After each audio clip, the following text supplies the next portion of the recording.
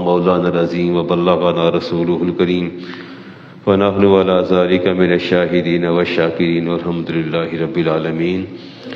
مولا صلی وسلم دائما ابدا علی حبیبک خیر الخلق کلہم والحبیب الذی ترجى شفاعته لكل حول من الاحوال مقتحم۔ یا ربی بالمصطفى بلغ مقاصدنا واغفر لنا ما مدایا واسع الکرم یا اکرم الخلق مالی من الوذ به سواک عند حلول الحادث الامم ثم الرضا عن ابی بکر وعن عمر وعن علی وعثمان ذی الکرم۔ مولا صلی وسلم دائما ابدا علی حبیبک خیر الخلق کلہم۔ عجیب سی بات نہیں لگتی؟ نمازوں میں کوئی کوتاہی نہیں ہے، قرآن کریم کی تلاوت میں کوئی کوتاہی نہیں ہے، تراویح میں کوئی نہیں، روزے میں کوئی نہیں، عبادات ساری کی ساری پرفیکٹ ہیں، لیکن اس کے باوجود وہ جہنم میں جا رہے ہوں گے۔ پوچھا یا رسول اللہ وجہ کیا ہے؟ فرمایا عبادت میں تو تکبر، کسی کے ساتھ تکبر کیا ہوگا۔ اس بچے کو کیسا لگے گا؟ اس بچے نے زندگی میں کبھی بھی کوئی عبادت آپ نے نہیں چھوڑی، نمازیں پوری، روزے پورے، جب سے بالغ ہوا ہے بچے اس کے روزے پورے ہیں، ساری عبادات ہیں، پھر یہ ساری عبادتوں سمیت جہنم کی طرف دھکیلا جا رہا ہوگا تو کیسا ہے؟ ہاں، حالانکہ اس نے بڑی محافل بھی کروائی ہوں گی، محافل نعت اور محافل میلاد اور سارا کچھ، بہت کچھ کیا ہوگا، اور جنت کے بے شمار سرٹیفکیٹ بھی لیے ہوں گے نقیبان محفل سے، نعت خانوں سے، وہ بھی بے شمار سرٹیفکیٹ بھی، اور اس وثوق کے ساتھ جا رہا ہے کہ میرے تو جنتی ہونے میں شک ہی کوئی نہیں ہے۔ تو آپ نے فرمایا یہ لوگ جہنم کا ایندھن ہوں گے۔ سورۃ زمر اصل متکبرین، تم کتنے برے تکبر کرنے والے تھے۔ یہاں جہنم میں جو دھکیلے جانے کی وجہ ہے وہ تکبر ہے۔ آپ کسی سے پوچھ لیں، کسی سے پوچھیں، اینی پرسن، اینی باڈی، یار اب تکبر تو نہیں کرتے کہ تو نہ ہو، استغفر اللہ، بھلا میں تکبر کر سکتا ہوں؟ اور سب سے بڑا متکبر وہ خود ہوتا ہے۔ مجھے لوگ کہہ رہے ہوتے ہیں کہ جب کبھی بات ہو کسی کی آسودہ مالی طور پر مستحکم ہونے کی، تو کسی بات پر ناراض ہوں تو کہتا ہے علامہ صاحب جنہ ایدا سال دا خرچہ ہے، میرا تو ایک دن دا خرچہ ہے۔ اس کیا مطلب ہے؟ جنہ ایدا سال دا خرچہ ہے، میرا تو ایک دن دا خرچہ ہے علامہ صاحب۔ یہ مجھے خود لوگوں نے کہا، خود میں نے اپنے کانوں سے سنا۔ میں کہتا ہوں نہ کہیں آپ ایسی بات۔ کہتے نہیں، میں ویسے تو دس رہا ہوں، میں کوئی تکبر تو نہیں کر رہا۔ تو پھر کیا کر رہے بھائی بتا دو؟ کے بندے ہیں وہ سر جھکا کے چلتے ہیں اور متکبر اکڑ اکڑ کے چلتے ہیں۔ لا يدخل الجنۃ من کان فی قلبہ مثقال ذرۃ من کبر۔ یہ رائی نہیں ہوتی گندم کا دانہ، فرمایا اس دانے کے برابر بھی تکبر اگر ہوگا، امام مسلم کی حدیث کا نمبر 911، فرمایا رائی کے دانے کے برابر بھی تکبر ہوگا تو جنت میں نہیں جا سکے گا، ساری عبادات اس کی تھری کی تھری رہ جائیں گی۔ ہاں، اللہ تعالیٰ امام احمد بن حنبل کی روایت، وقت میں لیٹ آیا ممبر پہ، کوشش کرتا ہوں کہ بات کو ختم کرتا چلا، بڑھاتا چلا جاؤں۔ من تعظم فی نفسہ واختال فی مشیتہ، جو اپنے آپ میں تکبر، دل کے اندر بھی تکبر ہوتا ہے، دل کے اندر بھی فرمایا تکبر کرتا ہے، فی مشیتہ، اور اس کی چال میں بھی تکبر ہوتا ہے، لقی اللہ وہو علیہ غضبان، اس حالت میں اللہ کے پاس جاتا ہے کہ اللہ تعالیٰ اس پر سب سے زیادہ غضبناک ہوتا ہے، سب سے زیادہ غضبناک ہوتا ہے۔ امام حسن بصری کے سامنے ابن حیثم گزرے، عمدہ جبہ پہنا ہوا تھا، تہ در تہ، لیکن چال میں تکبر تھا، اور آپ نے فرمایا کہ اپنے دائیں بائیں دیکھ، تیری اللہ کی کتنی نعمتیں اللہ نے تیرے لیے پیدا کر رکھی ہیں، تو شکر ادا نہیں کرتا اللہ تعالیٰ کا، اور حالانکہ تیرے عضو بدن کے ہر آرگن پر، عضو پر اللہ کا شکر ادا کرنا واجب ہے۔ کیا ہے؟ نہیں واجب نہیں۔ یہ سماعت، آپ کے کان، باڈی آرگن، آپ کی یہ سمیلنگ پار، آپ کی ٹیسٹنگ پار نہیں ہے، تو سب پر شکر ادا نہیں کرنا چاہیے؟ چل ایک آدھ اللہ کو دے دیں، واپس دے دیں کہ یا اللہ یہ اتنی نعمتیں میرے پورے وجود میں ہیں، چلو ایک یا اللہ میں تجھے واپس کرتا ہوں، ایک نعمت واپس کرتا ہوں. اپنی ہیئرنگ پار اللہ کو دے دیں، اپنی دیکھنے کی قوت بصارت اللہ کو دے دیں، قوت سماعت دے دیں، ایک دے دیں نا. اس کے بعد اپنا حشر دیکھیں، زندگی کتنی پھیکی اور بے مزہ اور بے رنگ ہوتی ہے. پھر آپ دیکھیے نا کہ ہزاروں کی نعمتیں، ہزاروں لاکھوں کی نعمتیں ہمارے بدن کے اندر ہیں، اور پھر بھی ہم خیال نہیں کرتے. حضرت واسع رحمۃ اللہ تعالیٰ علیہ نے اپنے بیٹے کو تکبر کرتے رکڑتے دیکھا اور فرمایا بات سن، ادھر تو آ. بیٹا آیا تو یہ ایسا ہی ہوتا ہے. بس اوقات ماں باپ زندگی سادگی میں گزارتے ہیں، اولاد آسودہ ہو جاتی ہے، بہتر ہو جاتی ہے، اولاد سنبھالی نہیں جاتی. چابیاں گھماتے جا رہے ہوتے ہیں تو سنبھالے نہیں جاتے. بلایا بیٹے کو، فرمایا میں نے تیری ماں کو، یہ لونڈی تھی، 2 درہم میں خریدا ہے. میں نے تیری ماں کو 2 درہم میں خریدا ہے، تیری ماں کی قیمت 2 درہم ہے. اور فرمایا اور تیرا باپ ایسا ہے، خدا ایسا بندہ کبھی پیدا نہ کرے جتنا جیسا میں ہوں گناہ گار. فرمایا اکڑ کس بات کی ہے، اکڑ کس بات کی ہے؟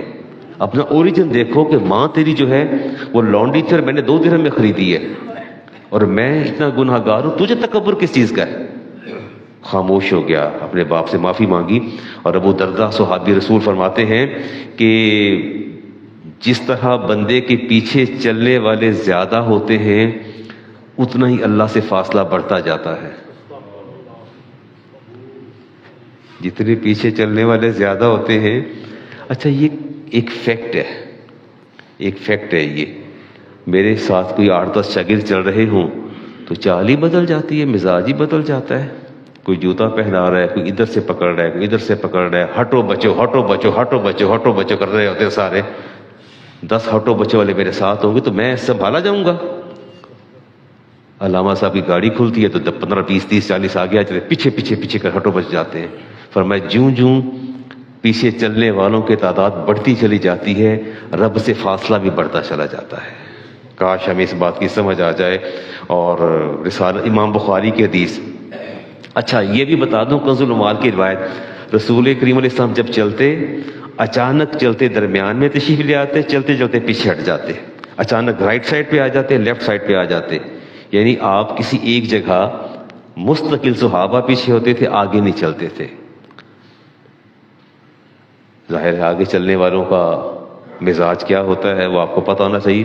حارث بن وہب کہتے ہیں کہ میں بیٹھا تھا تو رسالت امام علیہ السلام نے ارشاد فرمایا کہ حارث تجھے میں بتانا دوں، الا اخبرکم باہل النار، بتاؤں جہنمی کون ہے؟ عرض کیا رسول اللہ فرمائیے. فرمایا کل اتل، ہر بد اخلاق جہنمی ہے، ہر بد اخلاق جہنمی ہے. اور فرمایا جوازن، اور ہر اکڑ کر چلنے والا بھی جہنمی ہے. اور فرمایا مستکبرن، اور ہر تکبر کرنے والا بھی جہنمی ہے. میں اس دکھ کا اظہار آپ سے کر رہا ہوں. آپ اتنی مشقت اٹھا کے یہاں تشریف لاتے ہیں، جمعہ ادا کرتے ہیں، نمازیں 5 وقت کی، صبح تہجد بھی، نوافل بھی، صلاۃ تسبیح بھی، محافل میلاد بھی، سارا کچھ کر کر، زکوٰۃ بھی، صدقات بھی، خیرات بھی، اتنی نیکی مانگتا ہوں. تکبر کبھی چال میں ہوتا ہے، کبھی لباس میں ہوتا ہے، کبھی علم میں ہوتا ہے، کبھی عمل میں ہوتا ہے، کبھی حسب میں ہوتا ہے، کبھی نسب میں ہوتا ہے، کبھی حسن میں ہوتا ہے، کبھی جمال پہ ہوتا ہے، کبھی طاقت پہ ہوتا ہے، کبھی تعلقات پہ ہوتا ہے، کبھی آپ اس پر غور کریں وہ کہنا کیا چاہتے ہیں. آپ کو پتہ ہے کہ دل کے نہاں خانوں میں کیا بات موجود ہے؟ ہاں اس کو خود اسیس کریں، ایویلیویٹ کریں چیزوں کو کہ اس کے جملے کے پیچھے وہ کہنا کیا چاہتا ہے. کہا نہیں چاہتا، آنکھیں بتا دیتی ہیں. نہیں، اگر یہاں کوئی بہت چھوٹے قد والا یا کوئی سیاہ رنگت والا اگر شخص آ جائے اور آپ اس کو دیکھ کے مسکرا کے ایسے دیکھیں، اس کو منہ سے تو کچھ بھی نہیں کہا، کسی کے قد پر، کسی کی ناک پر، کسی کی آنکھ پر، کسی کے باڈی کے حجم پر جب آپ اعتراض کرتے ہیں تو یہ یاد رکھیے یہ اعتراض کسی کی آنکھ پر، کسی کو بھینگا کہہ دیتے ہیں، ناک ٹھیک نہیں بنائی، یہ ہونٹ ٹھیک نہیں بنائے، یہ قد ٹھیک نہیں بنایا، یہ ہاتھ ایسے کیوں ہیں؟ یہ تو میں نے جانچا نا، یہ تو میری یہ میں نے ڈیٹیکٹ کیا کہ اس کو ایسے نہیں ایسے بنانا چاہیے تھا۔ اے مالک تجھے تو بنانا ہی نہیں آیا۔ اس میں بھی رب نے فرق پیدا کر دی۔ کروڑوں اربوں انسان موجود ہیں، اللہ نے وہ ان میں مواصلت پیدا نہیں ہونے دی، وہ یکساں نہیں ہونے دی۔ آپ کی آنکھوں کا سکین کرتے آپ کی آنکھیں، وہ کیسا خالق ہے، کیسا کاریگر ہے۔ میں اور آپ ہم اعتراض کر رہے ہیں کہ اس میں یہ خرابی ہے۔ فرمایا عائشہ آپ نے پوشیدہ تکبر کا اظہار کیا ہے۔ تو جب آپ کسی کو دیکھ کے مسکراتے ہیں یا کنکھیوں سے دیکھتے ہیں، یہ بات کرتے ہیں، اصل میں آپ کہنا ہی چاہتے ہیں کہ ویخ ذرا، پھر اپنے آپ کو دیکھتے ہیں کہ یہ معیار ہے، ایسا ہونا چاہیے جیسا میں اس کی خلقت اس کے بس میں نہیں تھی، اس کی مالک نے تخلیق کی ہے، اور اس سے اچھا صنائی گر کوئی نہیں ہے، اس سے اچھا صنائی گر کوئی نہیں، کریٹر کوئی نہیں ہے۔ ٹھیک ہو گیا جی۔ البذارۃ من الایمان، ہلکا لباس پہننا ایمان کی علامت ہے۔ شیخ صاحب وہ ہمارے شیخ اکرم صاحب آئے تھے دبئی سے۔ امام غزالی فرماتے ہیں کہ میرے دور کے شیخ نے کہا کہ مجھے غلام چاہیے پرسنل خدمت کے لیے۔ وہ خریدا انہوں نے غلام 1000 درہم کا۔ امام غزالی آپ کا مزاج میں نے لوگوں کو دیکھا، اندرون لاہور بھی دیکھا، اور اس کے بعد ڈیفنس میں بھی دیکھا، بحریہ ٹاؤن میں بھی دیکھا۔ میں نے لوگوں کے رنگ بدلتے دیکھے، لوگوں کے مزاج بدلتے دیکھے، لوگوں کی ادائیں بدلتی دیکھی۔ میں نے اپنی حقیقت رسلیت کو ان کا بھولنا میں نے دیکھا۔ اللہ کی پناہ مانگے اور دعا کیا کرے، یا اللہ تیرے نبی لباس پہن کر تکبر کرتا ہے، میرے نبی نے ارشاد فرمایا یتجلجل فیہا الی یوم القیامت، اور اکڑ اکڑ کے چلتا ہے، وقال فیہا فخسف اللہ بہ الارض، وہ زمین میں دھنستا چلا جائے گا، دھنستا چلا جائے گا، اور قیامت تک وہ وہیں دھنستا چلا جائے گا۔ اب اس پر دوسری بات ہی کرنی تھی میں نے۔ ابو سلمہ نے پوچھ لگاتے دیکھا۔ ہم کیا کرتے ہیں، بیٹے کھا رہے ہیں نا، میڈ کو آواز دیں گے، اے یہ بچوں نے بسکٹ کھایا ہے، یہ اس کا برادہ نیچے گر گیا ہے، آؤ یہ ذرا یہاں سے صاف کرو۔ اپنے لباس پہ پیمند خود لگاتے، کھانا خادم کے ساتھ کھاتے، خادم تھک جاتا تھا تو آپ اس سے ہٹا کے آٹے کی چکی خود پیسنے لگ جاتے، بازار سے سودا خود لے کے آتے۔ صحابہ فرماتے کہ ہم نے سینکڑوں بار دیکھا کہ آپ کے چادر کے نشست و برخاست کر کے آ رہے ہیں۔ ہاں کبھی حسب نسب کا بھی تکبر ہوتا ہے تکبر حسب نسب کا نہیں ہوتا۔ یا ایھا الناس انا خلقناکم من ذکر و انثی وجعلناکم شعوبا وقبائل لتعارفوا، کسی کی آسودگی پہ میں نے اس کی تحسین کی، ستائش کی کہ اللہ تعالیٰ نے ان کو آسودہ حال کر دیا، الحمدللہ، وہ تعریف کی۔ تو مجھے ساتھ پہلو بیٹھے کہنا بس یہ اللہ دا کرم ہونا سی، ہو گیا۔ اللہ تعالیٰ کو تو ویکھدا کن دینا تے کن نہیں دینا، یہ تو دادا گڑی ریل آندا سی۔ داخل کروا دیا گیا، اور لوگ کہتے پتہ نہیں کنے کو مالدار نے، مولوی صاحب دا منڈا اتنے پڑھدا ہے۔ مالدار نہیں تھے، وہ درس دیتے تھے، اس درس کے عوض انہوں نے میری فیس جو ہے، انہوں نے کہا میرے بچے کو داخل کر لیں، تو اس سکول میں پڑھا، مشنری سکول میں پڑھا میں۔ تفسا فرمایا خاموش ہو جاؤ، خاموش ہو جاؤ، اللہ نے پیمانے بھر دیے، اللہ نے پیمانے بھر دیے۔ رب نے جس کو جہاں چاہا پیدا کیا، جس کو جیسا چاہا پیدا کیا، جس چاہا پیدا کیا۔ فکان ابن لہما مان، میں محمد صلی اللہ علیہ وسلم ایک ہی وقت میں سیاہ ماں کا بیٹا بھی ہوں اور سفید ماں کا بیٹا بھی ہوں۔ فرمایا آج کے بعد میں یہ لفظ نہ سنوں کہ کسی کے رنگت پر اعتراض نہ کرو، یہ پیمانے تو رب نے بھرے ہیں، یہ پیمانے تو اللہ نے بھرے ہیں۔ یہ اللہ کی پناہ مانگا کریں، اللہ کی پناہ مانگا کریں کہ اللہ تبارک و تعالیٰ جو ہے ہمیں تکبر کے جھونکے سے بھی بچائے۔ آگے چلتے ہیں جی۔ مال کا تکبر دیکھ لیجیے کا، کہیں لباس کا، اور کہیں خرچ کرنے کا، اور کہیں کہنا کہ تینتے میں ایک دن ہی خرید لواں، تیرا جو کچھ ہے نا ایسے کھڑے کھڑے میں میں مول پا دیا۔ سنا میں نے، سنا، بالکل سنا۔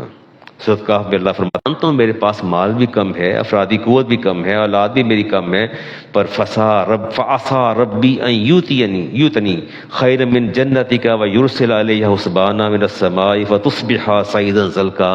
فرمایا ایسا بھی تو ہو سکتا ہے کہ اللہ تعالیٰ آسمان سے اچانک ایسی بجلی گرائے کہ تیرا سارے کا سارا باغ اور تیری یہ جائیداد جل کے خاکستر اور راکھ ہو جائے، اور تو زمین پر ایسے کھڑا ہو جیسے چٹیل میدان پہ کھڑا ہے اور تیرے دونوں ہاتھ خالی ہوں، تیرے دونوں ہاتھ خالی ہوں۔ اللہ کی پناہ مانگا کریں، اللہ کی پناہ مانگا کریں۔ اچھا یہ کیسا لگتا ہے آپ کو جمعہ ادا کرنا اور پھر نماز کے لیے مسجدوں میں جانا، اور کیسا محسوس کرتے ہیں آپ؟ اپنے کیسی چینجز فیل کرتے ہیں؟ مسجد میں ادا کرتے ہیں نا، یہ زیادہ ریجڈ ہوتے ہیں، ان کے اندر زیادہ ریجڈیٹی ہوتی ہے، یہ دوسروں کو خاطر میں نہیں لاتے۔ کیا وجہ ہے؟ کس کا تکبر ہے یہ؟ ہر ایک کو کمتر نگاہی سے دیکھیں گے، ہر ایک کو کرٹیسائز کریں گے، اور دوسروں سے کہیں گے کہ یار اپنے منڈے مسیطے کا لیا کر، تو نماز نہیں پڑھتے تیرے پور بس اللہ کا شکر ہے میرے سارے منڈے آندے نے، میں بھی آنا وا، تیرے کی گل ہے؟ یہ بات کرنے والے۔ سورۃ مومن کی آیت سناؤں؟ آپ تو عبادت اور تکبر نہیں کرتے نا اپنی نمازوں پر۔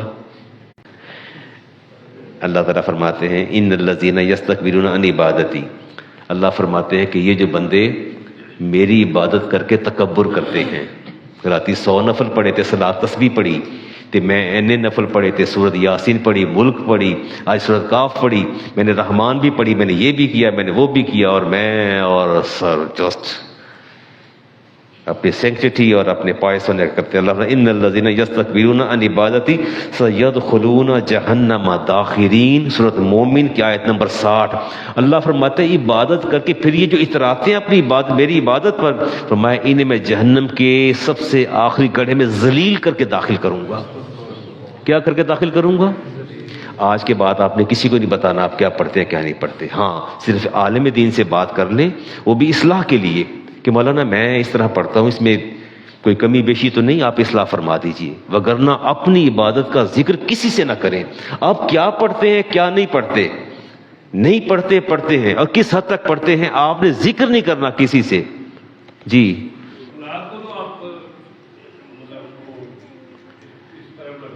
نہیں، اولاد کو تو آپ کہیے نا، وہ تو آپ کا ابلیگیشن ہے، وہ تو آپ پر فرض ہے، اگر نہیں کریں گے تو امر بالمعروف نہیں ہوگا، اس کا آپ کو جواب دہ ہونا ہوگا اللہ کی بارگاہ میں، اس کا آپ جواب دیں گے۔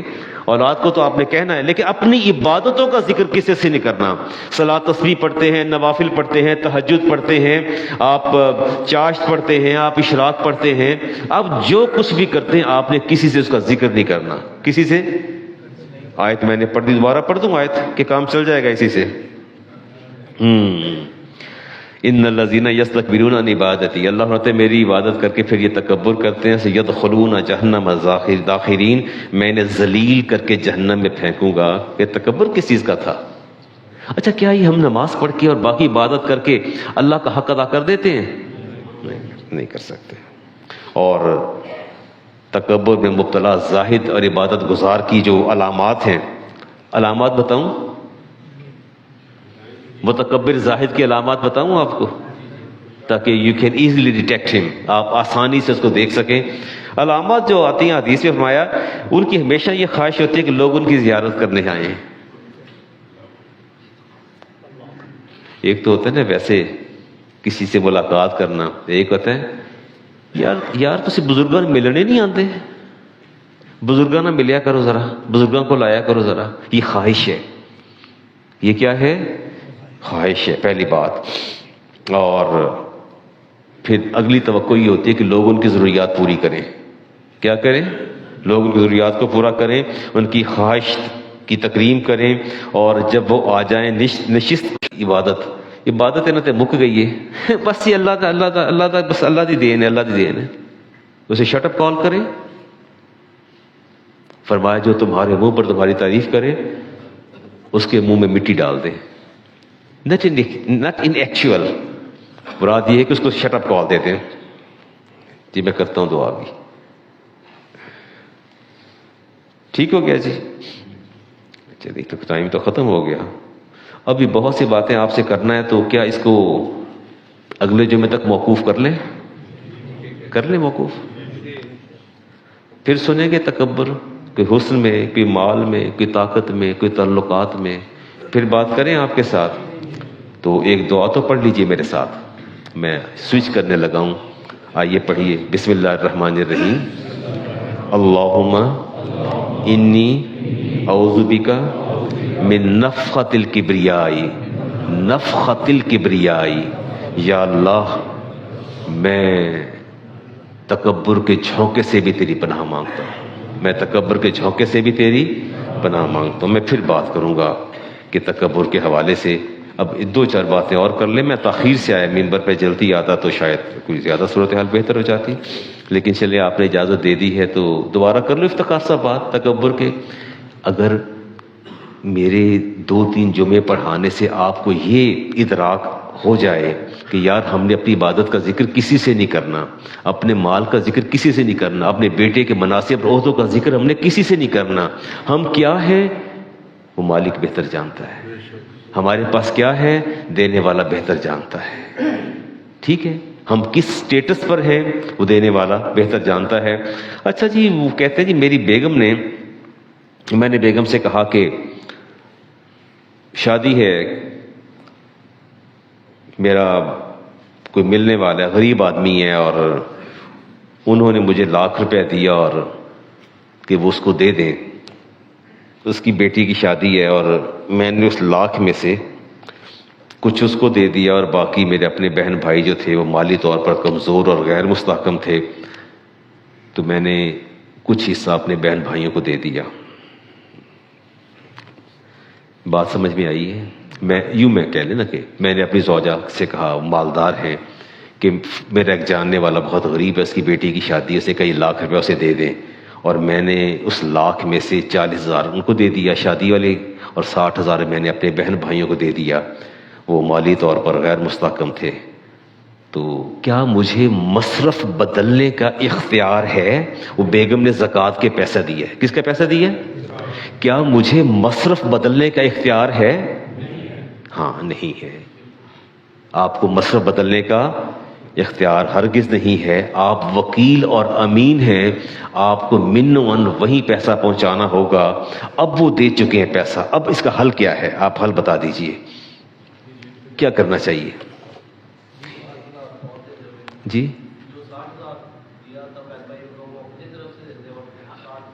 آپ نے ٹھیک فرمایا. اس کا ایک اور حل ہے کہ بیگم سے کہہ دیا جائے کہ آپ نے پیسے دیے تھے، میں نے کسی اور جگہ 2 یا 3 حصوں میں بانٹ دیے پیسے، میں مصرف بدلنے کا مجاز نہیں تھا، میں صرف وکیل تھا اور میں نے مصرف بدلا. اگر تو وہ راضی ہو جائیں، اجازت دے دیں تو ٹھیک ہے، اگر وہ راضی نہیں ہوتی تو آپ کو تاوان دینا پڑے گا، وہ رقم آپ کو خود دینا پڑے گی، وہ رقم آپ کو. مسئلہ سمجھ آ گیا؟ اچھا، یہ میں تھوڑی چھوٹی باتیں آپ سے کرتا رہتا ہوں کہ آپ کے دل میں خوف خدا کو اجاگر کر دوں. اچھا جی، وہ کہتے ہیں علیم الدین نام ہے، ہمارے والد صاحب کا انتقال ہو گیا تھا، اور ہم 4 بھائی ہیں، ایک ہماری والدہ ہیں. آپ میری بات کو توجہ سے سن رہے ہیں نا؟ بالکل اس کو ضائع نہیں کرنا میری بات کو. اور 24 لاکھ کیش تھا والد صاحب کے اکاؤنٹ میں، پریمیم پرائز بانڈ تھے، اور وہ ہم نے والد صاحب کے انتقال کے بعد، ہم 4 بھائی اور ایک ہماری والدہ تھی، ہم نے ایسا کیا کہ وہ ساری رقم نکالی جو سکسیشن سرٹیفکیٹ کے بعد، اس کو اردو میں پتہ نہیں کیا کہتے ہیں، سکسیشن سرٹیفکیٹ کو وراثت نامہ کہتے ہیں.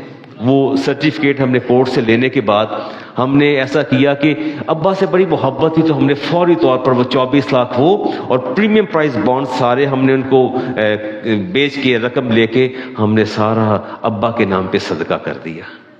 کیا کر دیا ہم نے؟ تاکہ ان کی روح کو آسودہ ہو جائے قبر کے اندر، اور ہم نے صدقہ جاریہ کر دیا اور اصالہ ثواب کر دیا. اور پھر کہتے ہیں کہ باقی جو 2 کنال کا گھر تھا، وہ گھر کی ہم نے اس کو ایویلیویٹ کیا، اور اس کی جو ہے ہم نے آپس میں شرعی تقسیم ہم نے اس کی کر لی ہے. اور ایک بھائی کا انتقال والد کے انتقال کے چند ماہ بعد ہو گیا. والد صاحب کا انتقال ہوا، جائیداد ابھی تقسیم نہیں ہوئی، اور وہ ہم نے، اور بھابھی ہے ہماری، اولاد کوئی نہیں تھی ان کی، لاول تھے، اور انہوں نے ایک بچی اڈاپٹ کر رکھی تھی. اچھا آپ صرف پہلے ایک میرے سوال کا جواب دیجئے کہ جو انہوں نے اپنے والد کے ایصال ثواب کے لیے صدقہ کیا تھا اس کے بارے میں آپ کی کیا رائے ہے؟